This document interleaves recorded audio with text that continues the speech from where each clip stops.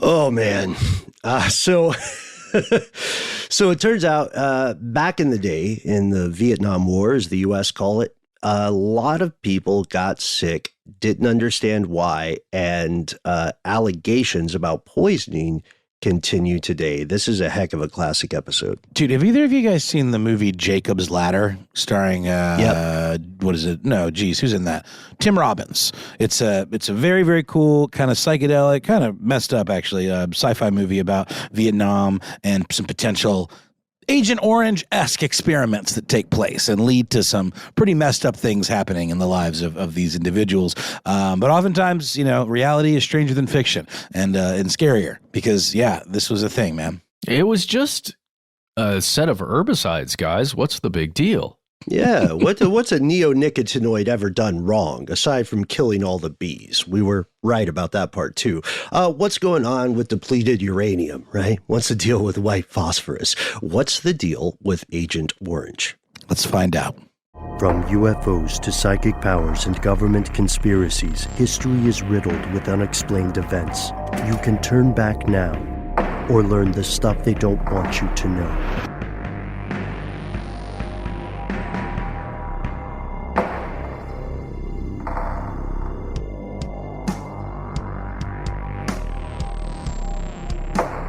Hello and welcome back to the show. My name's Matt. My name is Noel. They call me Ben. We are joined as always with our super producer, Paul Decant. Most importantly, you are you and you are here, and that makes this stuff they don't want you to know.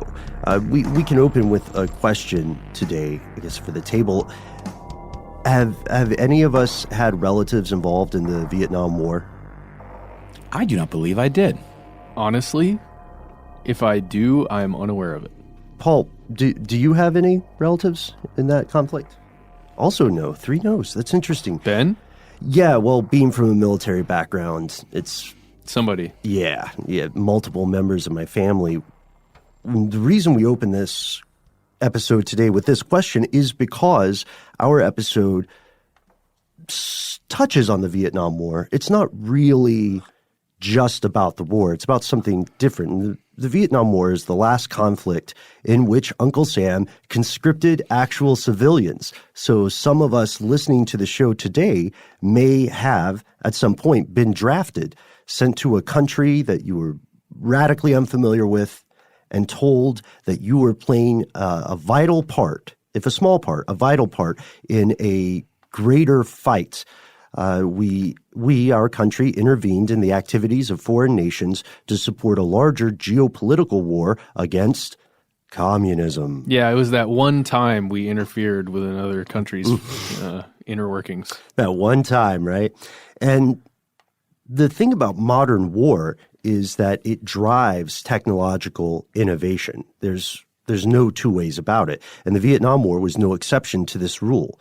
During this conflict, the U.S. pioneered numerous pieces of technology that we now see today in the civilian sphere. Some of these innovations were entirely innocuous. They were medical breakthroughs, right? And some were really far out things that even today sound like crazy science fiction novel ideas. Far out? Like surfer far out? Yeah, even further from shore. Yeah. And weather manipulation is one of those things. Right, which we talked about, which was surprisingly a real thing. Mm-hmm. I think that baffled all of us. There was another innovation in this war which might surprise some people. It was the widespread use of herbicide as a weapon, which is nuts, right? Planes swept across the Mekong Delta, dropping weed killer instead of bombs. Oh, there were bombs too. There were also bombs. But there was a lot of weed killer. Mm-hmm. And this weed killer is known today by the name Agent Orange. And decades after it was deployed there in Southeast Asia, we as a species are still trying to figure out exactly how it affected us. But let's start with the facts. Here they are. What is Agent Orange? Oh, man, I'm going to butcher this pronunciation, but I'm going to try. It is something called a defoliant. A defoliant? Nailed That's it. correct. Really? Yeah. I guess it wasn't as hard as I made it out to be. Thanks for the attaboy, though, guys. I appreciate it. A plant killer, like you said. So this is a combination of various herbicides, but it was most famously used in the Vietnam War when the U.S. dispersed it across entire areas of the country in order to remove plant cover. You know those tree lines they're always talking about? Charlie's hiding in the tree line and all that, you know? I remember hearing that in movies. Yeah, that's in movies. They wanted to get rid of that, I guess. So they had more visibility of the potential awaiting enemies. Well, yeah, and there are big problems with naval ships where there would be tree lines right along the water, and combatants would hide there with various munitions, and this was one of the main reasons they wanted to use Agent Orange, or any of the herbicides. Yeah, good point, Matt, because that scene in Apocalypse Now where the boat is going up the river, that kind of stuff really did happen. And you make an excellent point about the other herbicides, because we always hear about Agent Orange.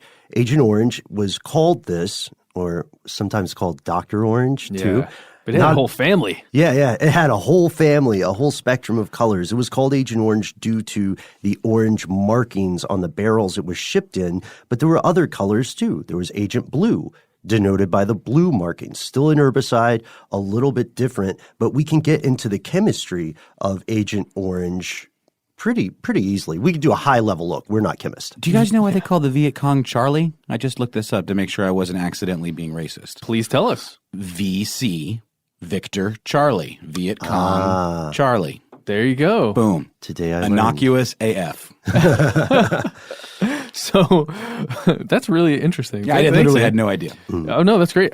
So let's get into what exactly this stuff is. Agent Orange is equal parts two chemicals, and these are both herbicides. The first one, you can just call it T4-D, and that's T-4-D. That's dichlorophenoxyacetic acid, and the second one is T-4-5-T or T4-5-T. That's trichlorophenoxyacetic acid. Now, so it's just two of these herbicides, equal parts mixed together, you get Agent Orange. And were these common beforehand? Yeah, these were pretty common in the United States. They were used, the separate chemicals, not Agent Orange itself, the combination of them. But yeah, the separate chemicals were common in the United States. And during the manufacture of which one of these ingredients? It's the T4-5-T.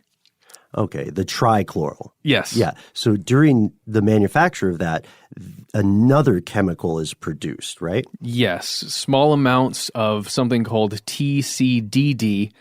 You ready for this? Here's the last one. You got it. 2,3,7,8 tetrachlorodibenzodioxin. And it's also referred to as dioxin. Dioxin. And it's formed as a byproduct. Yes. It's considered a contamination. In its own way, it is an unwanted growth very similar to a weed. There you go. Oh, a weed within the herbicide. But what is it really? I'm so glad you asked. It's crazy. So it's it's a kind of thing called a persistent organic pollutant. There are multiple forms of dioxin. When we say persistent organic pollutant, the key word there is persistent. Yeah. Once these things get into something, they tend to stay. According to the EPA, dioxins are not made commercially, nor are they sold in the U.S. At least they're not supposed to be. There are several hundred different versions of this substance we call dioxin, but they generally fall under the same three chemical families.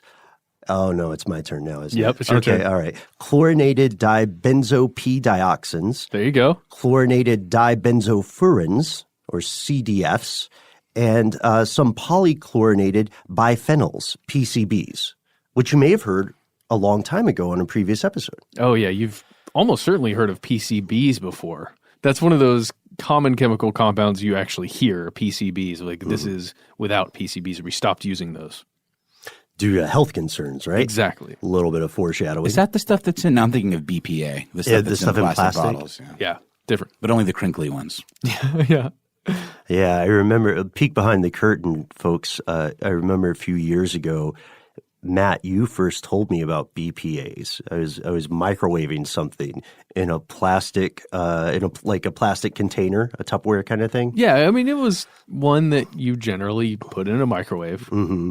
And then when I was convinced that I was convinced it was all over for me. I was like, here comes the cancer. I mean, we're all full of it already. There's nothing you can do. We exist in 2018. Yeah, we're riddled with it. In the 1970s, we didn't have the same awareness of what the consequences of exposure to these sorts of chemicals could be. Mm-hmm. And dioxin in particular, which on its own looks like these little white crystalline needles, is chemically speaking a Samuel L. Jackson level bad. I mean, we're a family show. What should I say, guys? M to the F. Murpher. Nailed it. Yes. Done. It's a bad Murpher. Because dioxin can cause cancer, reproductive problems, developmental disorders. It can also wreak just train wreck levels of damage on hormones and the immune system.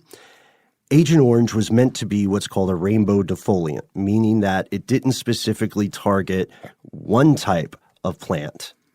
It targeted everything. Yes. And this means that as a weapon of war, Agent Orange was from the get-go, from deployment, meant to do more than I think the American public believed. Yeah. We were told it was to increase visibility, as you said, Noel, and to remove undergrowth in which the enemy forces could hide. But its behind the curtain use, which was sort of an open secret that unfortunately a lot of voters did not know at the time, its behind the curtain use was much more sinister. It was meant to destroy crops, depriving enemy combatants and civilians of food. And a lot of these people at that time in the rural parts of the country are subsistence farmers. Yeah. It was a tactic to starve everybody out. Mm-hmm. And we started tracing the evolution of Agent Orange from its origin point. Oh, God. I am so sorry. To its deployment. The U.S. exhibited interest in this concept, weaponized herbicides, way, way before the Vietnam War. In 1943, the Army contacted the University of Chicago and asked them for some data on the potential of herbicides to, this is important, this was their original question to the University of Chicago. Specifically, they asked for data to prove whether or not herbicides could destroy enemy crops. Yeah.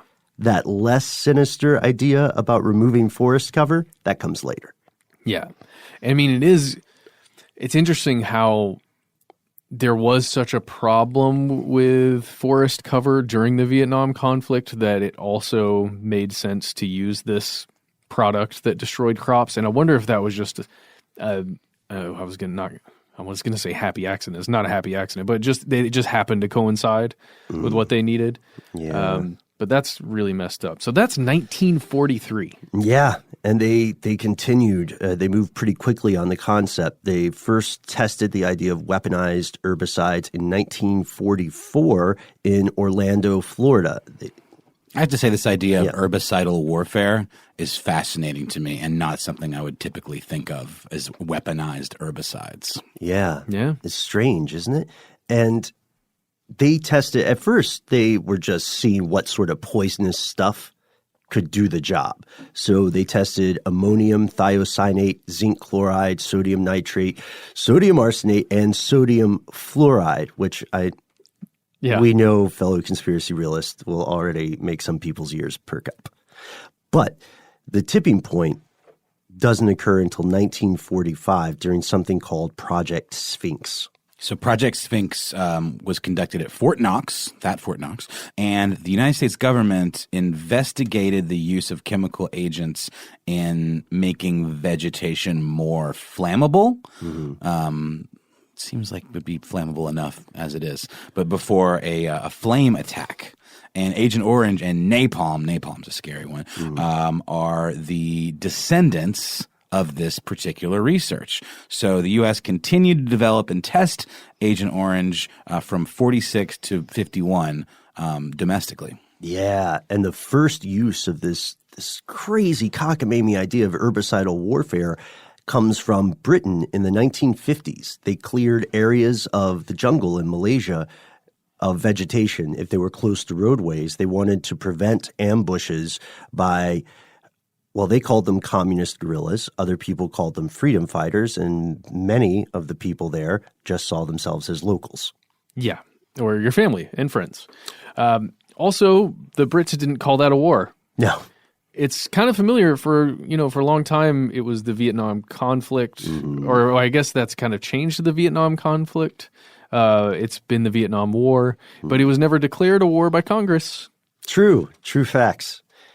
In an internal memo from 1952, the agricultural giant Monsanto informed the U.S. Army Chemical Corps that the herbicide that you had mentioned earlier, Matt, 2,4,5-T, The trichlor one, was contaminated with dioxin during the production process. So 1952, they knew? They knew.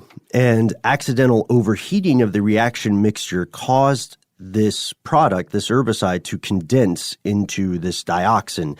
Dioxin, just for a frame of reference, is 150,000 times more toxic than arsenic. The poison arsenic. The very famous poison arsenic. Ugh. Jeez. Yep. I'm sorry, I'm just making big googly eyes right now that you can't hear because this is an audio show. But that is an insane number to be more toxic than a thing that we already know is being quite bloody toxic. Yeah. Ugh. More toxic than possibly the most famous poison in history. The U.S. began using herbicides in, 1961 in something that was originally named Operation Hades, but got changed to a less sinister sounding name. Operation Ranch Hand. That sounds like a good old corn-fed operation there, boys. I'm just a ranch hand, I get the horses all, get them back corralled. That's pretty much what I do, take care of. Do you hitch them up? Hitch up the horses. To the post? Get them in their feeding bags, Well, that seems a lot more innocuous than Operation Hell on Earth. And also, I drop a ton of stuff on the Viet Cong. Sorry, we're not going to use that. Well, it's a dramatic reenactment, but I think the soul of it is completely accurate. Over 20 million gallons of these herbicides, these various agents, were sprayed across Vietnam, but also across Cambodia and Laos.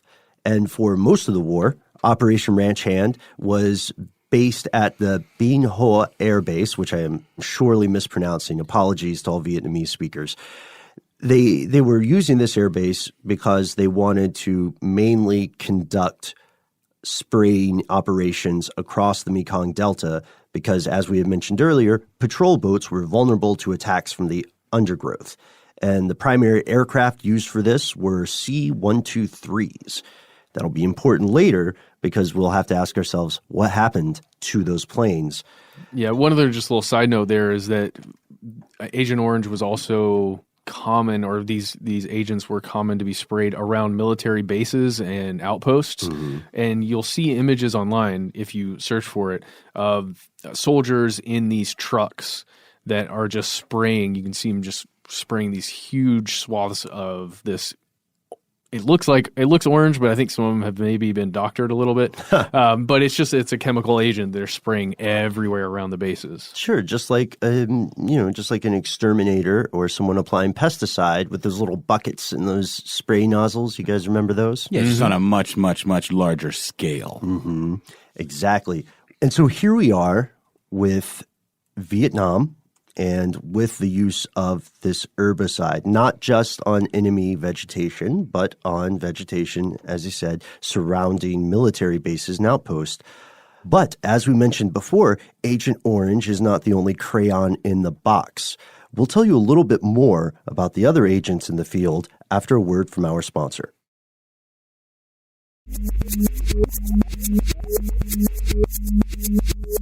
And we're back. So we got Orange in one corner. Let's talk about the rest of the group that we've got here. The Agent Orange, that name, is just a code name referring to the color of the band that's around this giant 55-gallon drum that contained the chemical. And when it was shipped over to Laos or Vietnam or Cambodia or wherever, they were in these giant drums, and they would sit somewhere and then until they get loaded up onto whatever plane they're going to be on or truck.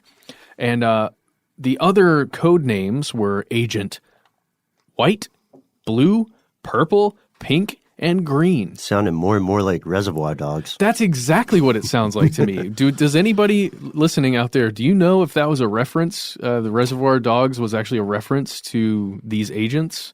That would be fascinating to know because it sounds very similar.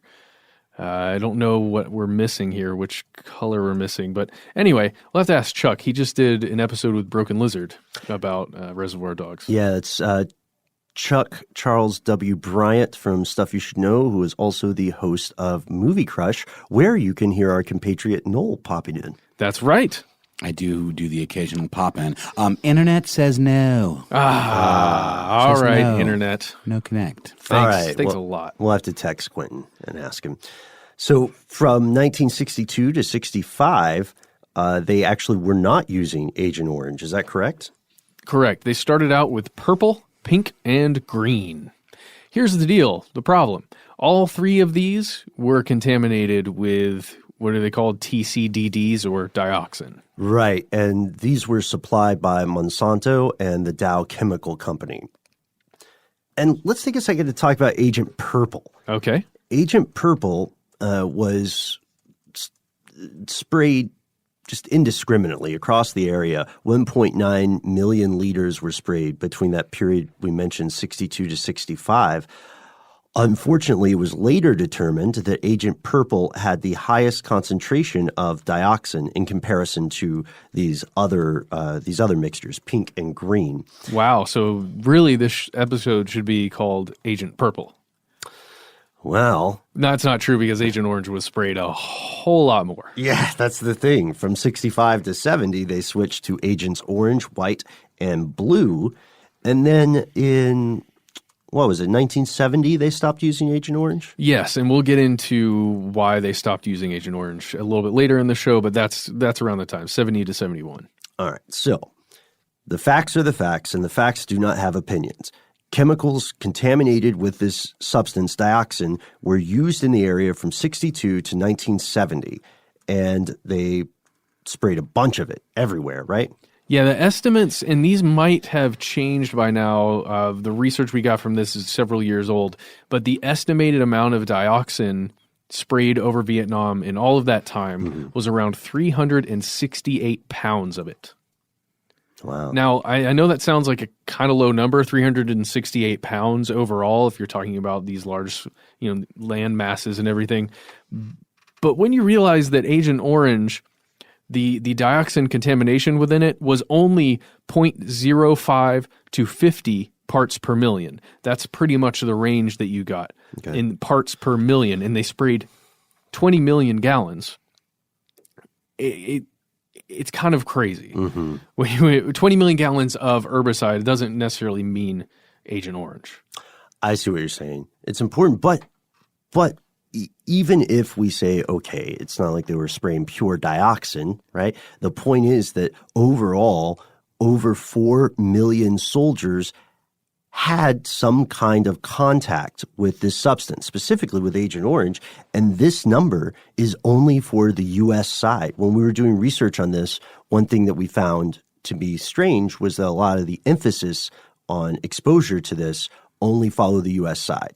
They don't follow the millions of civilians who were affected by this spray and were almost certainly not informed of it before or after. When you think about if they're targeting crops and that land that would eventually in the future be used to plant crops again, that now has this persistent chemical in the soil, it's no good. And the government knew, at least the U.S. knew, by 1963, the U.S. Army and President Kennedy, the Kennedy administration, knew this stuff was capable of screwing up humans just as much as plants. The Dow Chemical Company wrote to the Secretary of Defense at the time and assured him, that's Robert McNamara, assured him that 2,4,5-T, that's the trichloro one? That's the one. That's the one, was safe for use. Oh, so nice. Thanks, Dow. Don't worry about this data. We assure you. Our government contract stands. Everything is fine. And then in 1967, the Department of Defense set up a contract with Kansas City-based Midwest Research Institute to dig a little deeper and give a comprehensive analysis of extensive or repeated uses of herbicides. Herbicides? Is it a hard H? I go with herbicides. Yeah, that's better. I'm not English, you know. Herbicide. Herbs. And fillets. Here's what they found, and I will quote if I may. The possibility of lethal toxicity to humans is highly unlikely and should not be a matter of deep concern. Now that quote is, there's some ellipses in there, Right. but still, that's the main point. It's Don't not worry. a matter. Hey, Yeah. Hey. it's cool. It's cool, guy. Just be chill. Don't worry about And it. hence the cover-up. There's always a cover-up. The cover-up begins. Nowadays, it's no secret that these substances are harmful to human beings.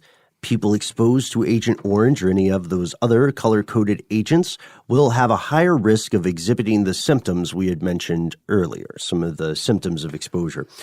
But there is something else in play. The cover-up didn't stop in the 50s while they were developing this and in the 70s when they were deploying it. The cover-up continues, some will say, because there's something else to Agent Orange, something that could affect you, yes, specifically you, today if you are descended from anyone who is exposed to herbicides like Agent Orange in the past. Agent Orange, you see, has left a legacy. Here's where it gets crazy. This substance doesn't just affect the people that actually got exposed to it, whether it was in the field that they used to grow crops or on the battlefield. It affects their descendants as well. Well, okay. Hard pause. Let's take a second to think about just how insane that is. So that means that if the four of us, and if you listening, were in Vietnam during this time, or you were exposed to the substance somehow, we might not exhibit crazy symptoms, but our kids and our grandkids very well could. Yeah. Which is insidious, you know? And in June and July of 1969, Vietnamese newspapers began reporting on a spike in birth defects. They specifically cited Saigon, Yeah. birth defects in Saigon, and they blamed the deployment of Agent Orange and the other members of the color-coded poison pantheon.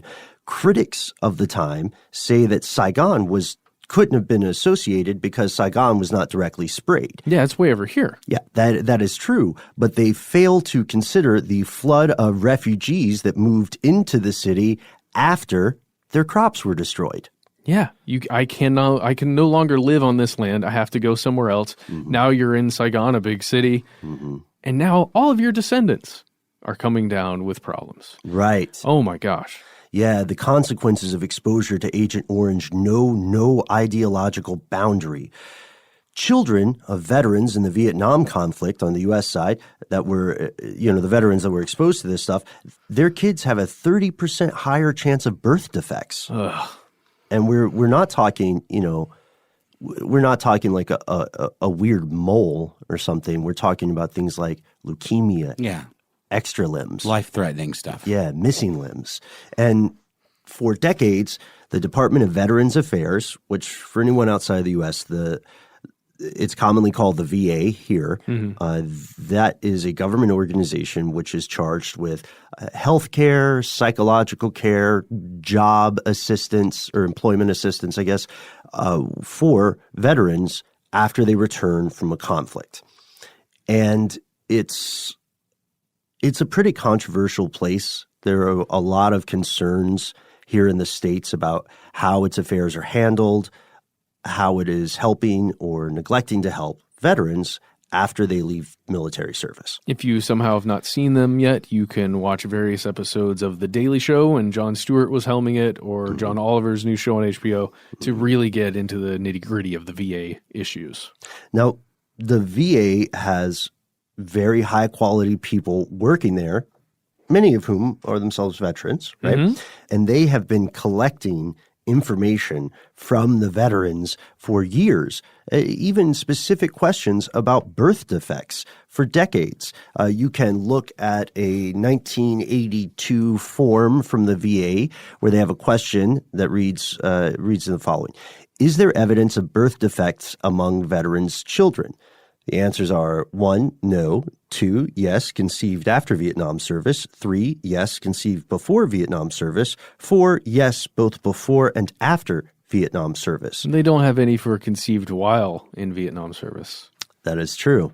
That gets, again, that gets to the more myopic U.S.-centric focus of the Agent Orange problem here in the U.S. at least. So in 2016, ProPublica and a paper called The Virginian Pilot obtained this information from the VA, and they made the problem public. Originally, government studies concluded that while veterans in the war did have a higher chance of bearing children with birth defects, herbicide exposure was somehow not the cause. Oh. Like you said earlier, Noel, don't worry, nothing to see here. Yeah, there we go.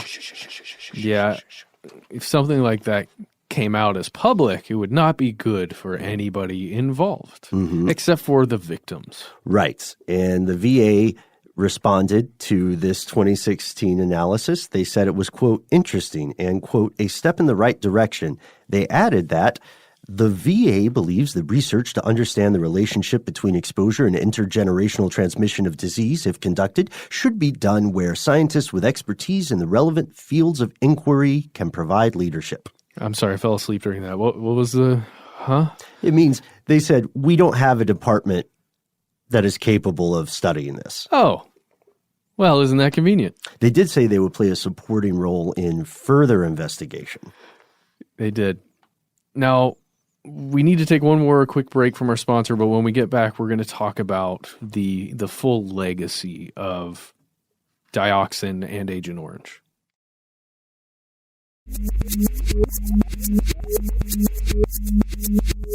And we're back. It's still 2018, which means it has been almost 50 years since the weaponized herbicides were sprayed across this region. In those intervening years, veterans reported some of the defects that we had mentioned earlier, missing limbs, extra limbs, as you said, no life-threatening conditions like leukemia. And they furthermore said that these conditions did not occur in their family before. Some diseases or conditions can run in certain families. Not the case with this stuff. And given our species' new understanding of epigenetics, the fascinating, somewhat disturbing realm of study. Fairly new field. Fairly new field, too. What is epigenetics? Well, it's the idea that, I think we covered this before, and didn't we decide that it was, there are several studies out there about it, but it's not a conclusive thing yet. But we do have this understanding that when, let's say, a mother goes through trauma, at some point in her life and then gives birth to a baby, that trauma can somehow affect the way genes are expressed in the baby. That's the idea, right? Right. It affects what genetic expressions manifest, which genes are switched on or off. And we saw some studies about the descendants of people who were starved during World War II. That's what it was. Yeah, and how that, and it has a measurable effect. There is a compelling case, I want to be careful here, that it has a measurable and significant effect on descendants. It appears that Agent Orange may also be functioning under these same rules. The survivors of the war can trace dioxin exposure to birth defects in later generations. Again, this is sort of controversial. There are researchers on the other side of the argument saying that this is overblown, or even saying that it is a cynical attempt to grab some cash on the part of relatives of veterans or veterans themselves. Really? Those are statements. Yeah, those are statements that people are making. Those are definitely statements. I don't know. I mean, I personally don't agree. That seems like a very roundabout way to try to get federal money. Yeah, I think the position of defensive has kind of just been the standard for anyone involved with the manufacturer or deployment. Of these things. And Vietnam veterans and their families attempted several times to take this issue to court, but the cases eventually lost momentum. It's like a class action lawsuit at one point, right? Yeah. And arguably, the research has yet to bear a definitive link, but critics of those findings think that there's something else at play, a brutal calculation. That's right. The VA already spends billions of dollars on veterans. So should it also pay for the medical needs of kids bearing the scars of this war? That's the question they're asking, I suppose. Mike Ryan, who's a Vietnam vet whose grandchildren suffer from the effects of this exposure, he believes the government will never admit the relationship between Agent Orange and these birth defects because, quote, if they do, then America is admitting to drafting the unborn. That is, I think, the most powerful line Yeah. in there, and it's true. I mean, you can accuse the guy of waxing poetic if you want, but it is accurate. If these people who have no role in a war that occurred before they were born are suffering the consequences of this, right, on both sides of the Pacific, then aren't they? How are they not being drafted? Yeah. And there is, of course, there's a very strong argument to make that people just didn't know what would happen. But there's pretty compelling evidence that multiple researchers knew this stuff was dangerous. Even if they did not know how it could affect descendants of people exposed, they did know that it had deleterious effects on people who were directly exposed. And dioxin affected the U.S. in other ways as well. In 1985, there was a small town called Times Beach, Missouri. The roads were sprayed with hexachlorophene that contained dioxin, and the town was disincorporated because of the extremely dangerous amounts of dioxin that they were exposed to. This stuff makes people obliterate towns. There's no Times Beach, Missouri anymore. There's Route 66 State Park where it used to be. So by the way, folks, watch where you picnic. Yeah, please don't eat any strawberries, even like if they look delicious and wild and you're like, oh man, those look awesome. I got to get some strawberries. Don't do it. Just don't do it. I don't know if strawberries grow out there. Well, it's a good idea just to don't eat anything out there if you find it growing. And now, as we conclude this episode, we unfortunately don't have a happy ending. We have, to quote the VA, steps in the right direction. Yeah. But we still don't know what is going to happen to people who are exhibiting symptoms based on their parents' exposure to these substances. And the government here in the States continually says there will be a serious investigation of the phenomenon, and a lot of scientists are working ardently on investigating it. But veterans and their families feel there's little real progress toward admitting and addressing the effects of this herbicide, and you can't really blame them. Yeah. I'm having such a hard time with this one, you guys. Let me see if I can work something out here in my head while we just discuss it. I want to hear your thoughts. So it is so horrifying. I mean, horrifying just encapsulates everything about this. But the thought that a country outside of an internal conflict, which, you know, the Vietnam War, which was fought between South Vietnam and North Vietnam over ideological differences, was kind of their own battle. It was a battle that was being fought way over there if you're sitting in the contiguous United States. And we intervened, and in doing so, we caused horrors to generations to come for people in South and North Vietnam. It's almost, I'm trying to imagine what it would be like. I'm making some connection between France coming to the aid of the United States during the Revolutionary War in some ways, but if France had come over and like sprayed chemicals all across a bunch of different fronts, and then for generations, even though we have in America now, it's just got birth defects all across it. I don't know. I don't know if there's any connection there. It's horrifying to me. Yeah, it's a good point. What would a similar comparison be? I don't know. And let us know if there's a real-life analog that you can recall, folks.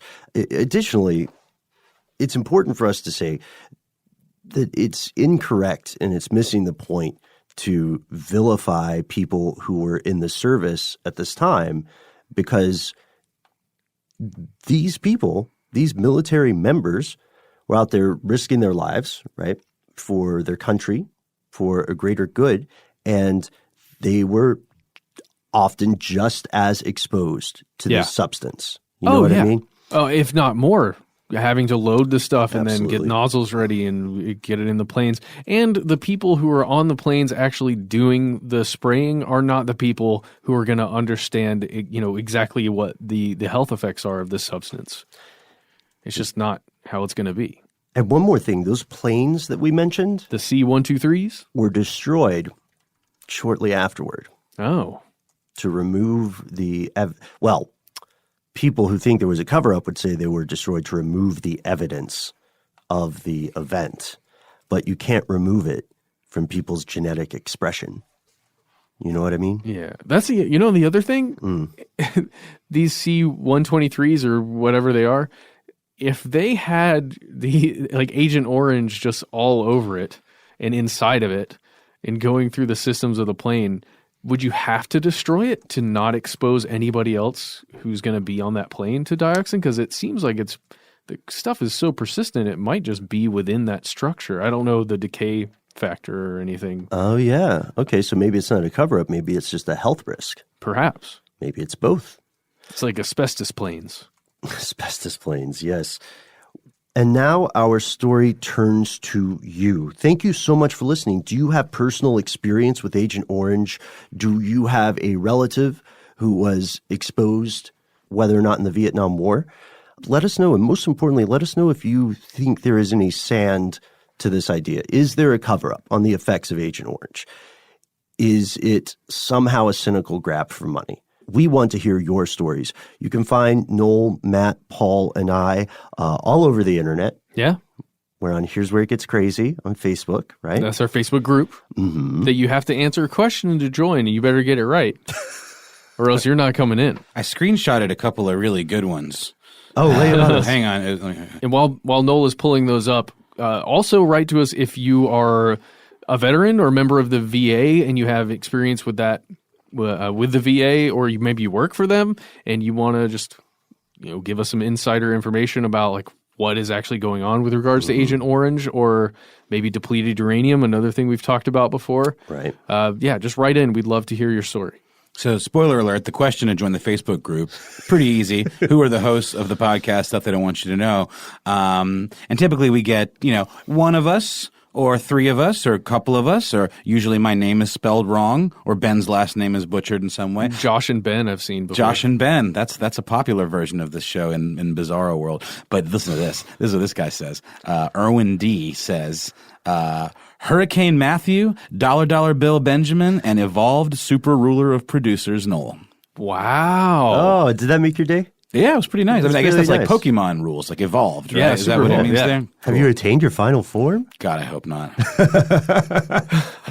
Well, thanks so much, man. Thanks for screenshotting that. I didn't see that one. Another one said Matt and some other guys. All right. I bet that means Did that make you real big. Oh, yeah. Man. That's why you were walking around smug yesterday. We're okay. We, of course, are ourselves big fans of Here's Where It Gets Crazy. It's where we can hear from what we consider the most important part of the show, you. Yeah. And we've seen some fantastic suggestions for episodes. Received a message recently that I thought the three of us would find interesting for another episode, which was memory technology. Remember that Black Mirror episode with the grains that can replay your memories? Oh, yeah. So what if we do an episode where we explore whether or not something like that could actually happen? Okay. I mean, Yes. I feel like every episode of Black Mirror has a wealth of potential topics. Big time. What was that one that broke everybody's heart? San Junipero. Oh, man. Yeah, no spoilers. Just watch that one. Beautiful. I watched it with my mom. Oh, dude. Are you telling me that? Yeah.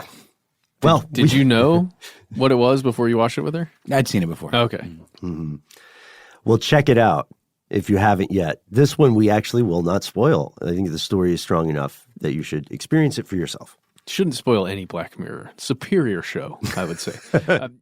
And that's the end of this classic episode. If you have any thoughts or questions about this episode, you can get into contact with us in a number of different ways. One of the best is to give us a call. Our number is 1-833-STDWYTK. If you don't want to do that, you can send us a good old-fashioned email. We are conspiracy@iHeartRadio.com. Stuff They Don't Want You to Know is a production of iHeartRadio. For more podcasts from iHeartRadio, visit the iHeartRadio app, Apple Podcasts, or wherever you listen to your favorite shows.